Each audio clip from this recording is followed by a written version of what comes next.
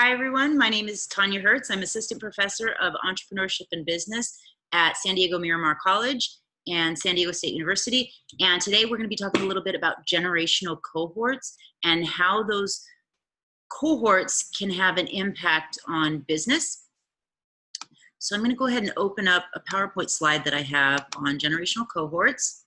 And let's talk about the different cohorts and talk about why we spend so much time actually covering them in business. So first of all, a generational cohort is defined as the individuals or people who experience the same event at the same time interval. And when we're looking at when they're experiencing those events, what we're talking about is typically when the people are coming of age in this particular group, when they're becoming adults, as they're teenagers and really getting to know the world. Not necessarily what happens when they're born, but when they're coming of age. And it's based on the notion that a group of people bound together by sharing the same sort of common historical experience tend to behave the same.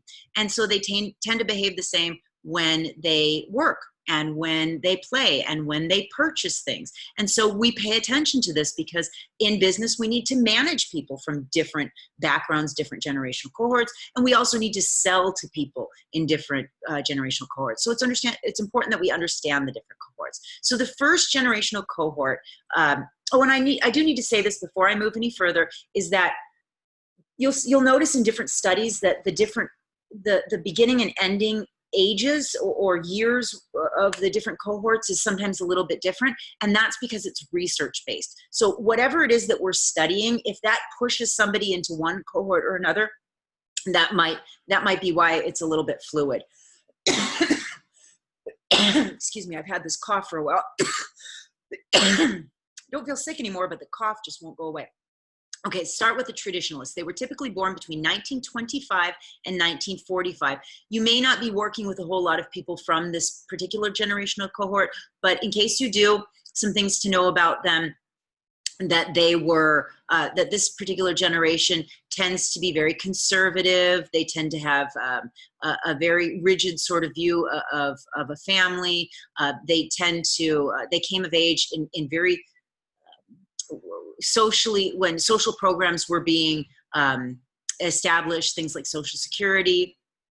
They came of age during things like World War II, which had a big impact on the way that they behave and the way that they tend to be a lot more frugal than a lot of the other generations. They tend to be more conservative because of things like that. Now, the baby boomers, chances are there's higher probability chances that you'll be working with boomers. Boomers, there's two cohorts within the boomers, but we'll just kind of group them together for the purposes of this lecture. They're typically born between 1946 and 1964. They came of age during big social changes. They were the first generation to be called the Me generation. They were the generation that fought for social change. They saw things like the Vietnam War, the draft. They saw things when they were coming of age like Martin Luther King being shot.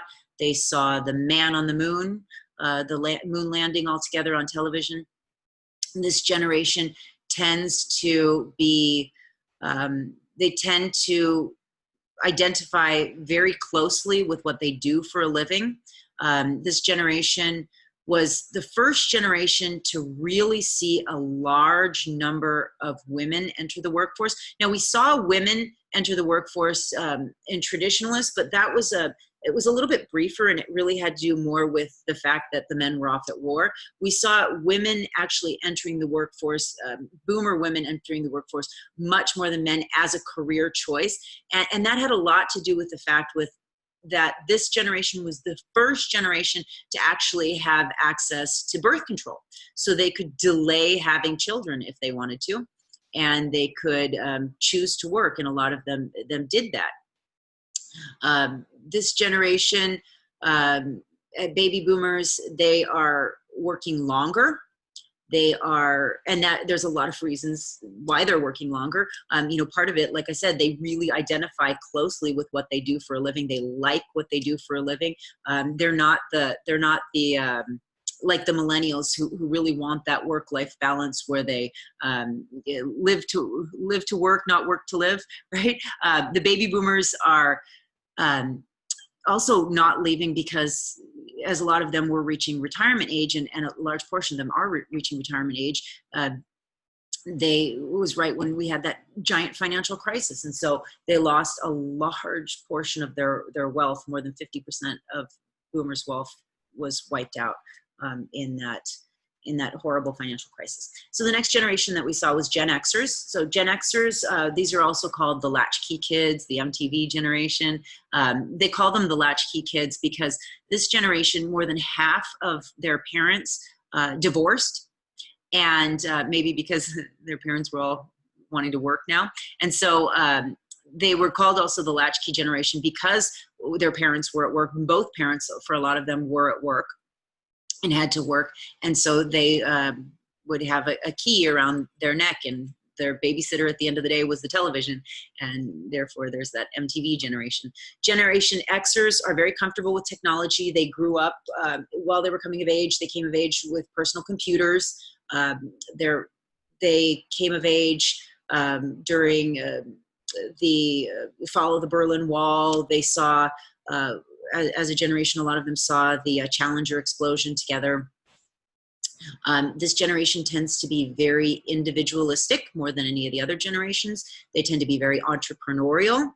They tend to be pragmatic. They tend to be very distrusting, especially of people of authority. This was the first so I didn't say this before, baby boomers were the first generation to experiment on a large scale with recreational drug use. And Gen Xers were the first generation to be exposed to the Say No to Drug campaign, Reaganism, right? And so that might have something to do with their distrust of people in positions of authority. And they tend to also be less formal than boomers and traditionalists. They tend to be a little more informal, and that might have something to do with the fact or why they tend to be entrepreneurs. What else was it? Oh, I didn't tell you why we call them different names. Traditionalists, it makes sense. They're very traditional. This is the greatest generation. They went off, fought World War II. Baby boomers, we called them baby boomers because everybody who went off to war in World War II, when they came back, they started having babies like crazy. There was a huge population explosion, and that population explosion, we called them the boomers, baby boomers, right? Gen X, we call them Gen Xers because it's actually a marketing term, and the X in a mathematical equation is the unknown, and Gen Xers were like that X in a mathematical equation. We just could not figure out how to market to these people in such a way that they would behave the way that we thought they should behave, right? Marketers tried everything they could to sell to this generation, and this generation just shrugged their shoulders and rolled their eyes and said whatever, right? So millennials are the next generation, next big generation. Millennials are the generation that became even more comfortable with technology. They were exposed to technology from a very young age, if not birth. The millennials they had personal computers in their homes. They tend to be very comfortable also because of that with technology.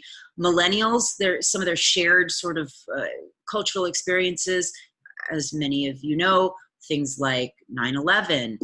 They went through the worst historical financial crisis since the traditionalists saw the Great Depression. And so they tend to be a lot more traditional and a lot more frugal because they saw what could happen or what happens when systems fall apart. This generation, the millennials, tend to be very tolerant of people from different backgrounds, and that's because they, more than any other generation, grew up with people from different backgrounds, from diverse backgrounds. They're very, very comfortable with diversity. If you're managing millennials, you don't have to spend a lot of time teaching them how to get along with other people. They're called millennials because of that, because of when they came of age during the shift to the new millennium. Millennials, also sometimes we call them Gen Y, and they call them Gen Y because Y is after X, so I think millennial maybe is better than Y, but who knows if a lot of them don't like that term, but that's what's stuck right now, so we're using it. Millennials really value work-life balance. They understand the importance of working, but they also understand the importance of not working and having fun. And they love jobs that give them freedom. They do tend to be entrepreneurial as well. They have this I think an unfair bad rap of being self-centered, and I think that every generation has gotten that label at some point of being self-centered, and it's just because at that particular time they were self-centered because they're coming of age, but we grow out of that, and so I don't think that's a really fair representation for millennials. One thing that might be a little bit more fair is this is also, they're sometimes known as the participation generation, because they were the first generation to ever get sort of like a prize for participating. You didn't need to win the race to get a trophy as a millennial, apparently. You just by being in the race, you would get a trophy. And so they tend to really like a lot of feedback from their managers, and they're not afraid of feedback. If you talk to a Gen Xer and give them feedback, Gen Xers love autonomy for the most part. They want to be left alone, right? They don't want to talk to anybody. They're very, very individualistic. Millennials, they don't mind talking. They want to hear what you have to say to them. One thing, millennials were mostly raised by baby boomers, and the baby boomers really wanted to have a peer-like relationship with their children, and so they would chat with their children as equals. And so millennials will often have, they often will speak to people in positions of power in an organization as if they're on the same level, which can be off-putting to people in different generations. So be aware of that. Not everybody's as comfortable with the egalitarian sort of way of life as millennials are. And finally, iGen is the most recent generation that's really been sort of labeled. It's called a lot of different things. Who knows what's going to stick? Right now we're calling it iGen. It's also sometimes called Gen Z, because Z is after Y. Come on, be creative, people here. But it's also called iGen because this generation was so comfortable with their technology. They grew up as infants with an iPhone, an iPad, or an iPod in their hands, right? They were very, very comfortable with technology. Unfortunately, this generation tends to be a highly medicated generation, perhaps because of what's going on with big pharma in this country, but this generation also, but it could also have something to do with the fact that this generation tends to be a somewhat depressed generation, and that might have to do with the fact that they're on their screens so much. There's been correlative studies shown that the higher amount of screen time, the more depressed people can be, and this generation is on their screens a lot. This generation, the iGen, tends to be very uncomfortable with adult situations. They really put off adulthood more than any other generation. They don't, even when they get old enough to get a driver's license, they don't get a driver's license. They're old enough to get a job, they don't get a job. And a lot of that might have to do with the fact that a lot of this generation had helicopter parents who hovered over them and oversaw everything that they did or do.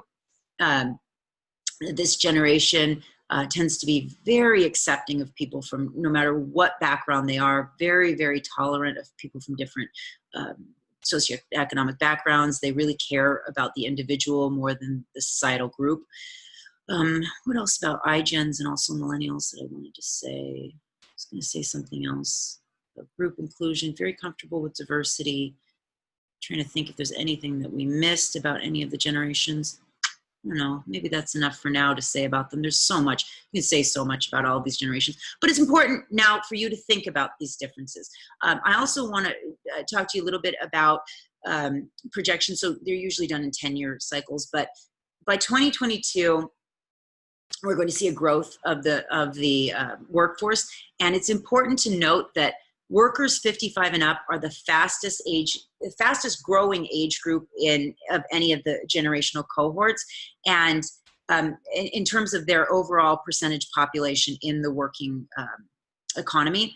And that's because they're staying working longer. And so as business professionals, that means we have to think about working with these older workers, motivating older workers whose careers may have plateaued. Think about things like rising healthcare costs, et cetera, et cetera. So you can see, here's the age distribution over that 10-year period.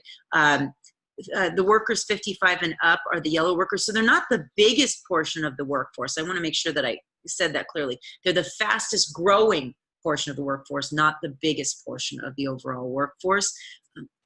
There was something else I wanted to say about iGens, and I'm trying to remember what it is about. There was something else I wanted to say about they're comfortable with technology. I can't think about what it was. Well, maybe if you think of it, leave in the comments or something like this. But hope you enjoyed this lecture. Hope it give you something to think about when you're working with people from the different generations, or when you're selling to the different generations, how the different generations behave.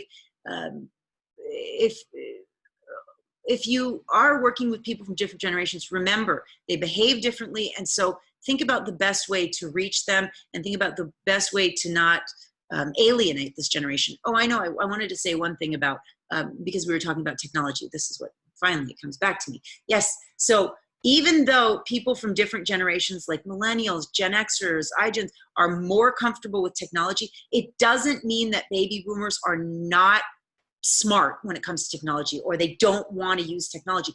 When we research and we look at this, they do want to use technology. They understand it when they're taught it. It's just not second nature to them. They didn't grow up with it in their hands, and so it becomes difficult for them. So it's important that we don't have, that we get rid of some of the stereotypes about the different generations. That, you know, baby boomers think that millennials are self-centered, and millennials think that baby boomers are technologically inept. Come on.